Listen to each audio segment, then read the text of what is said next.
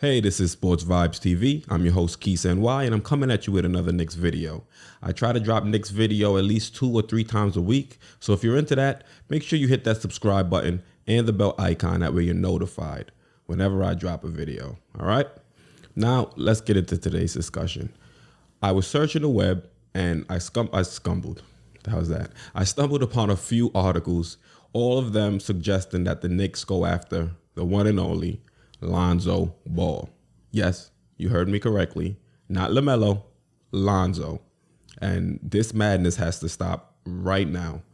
Yeah, Lonzo might have all the potential in the world, but it does not seem like he's going to reach it. I know this personally. I've actually followed him, even though he's not on my favorite team. I actually have him in fantasy, and I kind of have to follow him to make sure whether I should start him or bench him. And most of the time, he's a middle-of-the-road point guard. He gives you a few points here, gives you a few rebounds here, and he gives you a few assists. But the thing is, he's not the point guard the Knicks need. The Knicks need a point guard that can take over the game. And Lonzo is very comfortable with just standing on the side and allowing somebody else to take over. And you've seen that, pretty much on display the whole time he's been in New Orleans. It's either Brandon Ingram taking over or it's Zion taking over. And right now, the Knicks need a point guard that's in like the Ja Morant mode or something of that nature. We need a point guard that can handle the rock, take over the game when it needs to be taken over, and dish to his teammates when the ball needs to be moved around.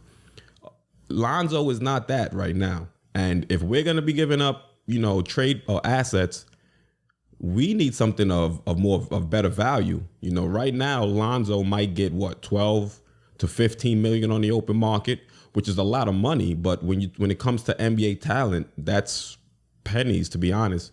I think, if I'm not mistaken, Westbrook is making somewhere in the $40 million a year range. So that just shows you where his talent level is compared to his peers.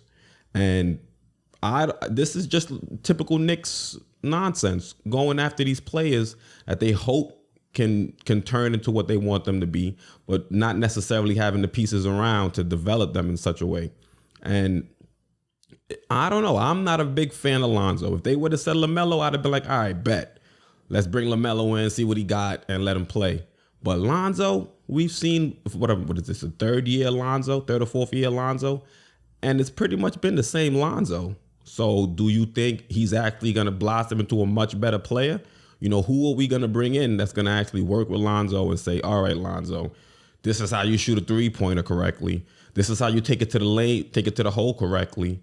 Like, I don't know. It seems like Lonzo just wants to catch and shoot, grab a couple rebounds and outlet here and there, or throw oops to Zion all day.